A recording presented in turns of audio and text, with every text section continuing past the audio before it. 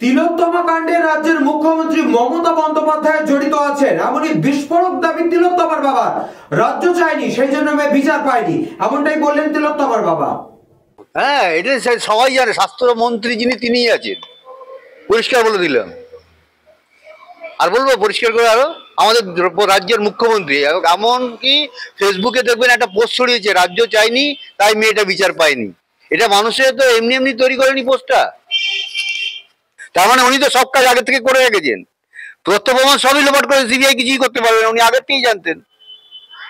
কিন্তু সিবিআই কে করতে হবে, আমরা জোর করে সিবিআই কে দিয়ে করাবো না। না, মুখ্যমন্ত্রী হচ্ছে জড়িত কি, উনি মনিটরিং করেছেন বিষয়টাকে, টোটাল বিষয়টা কিসের কি কারণে, এটাই না, এটা জানানো হয়নি।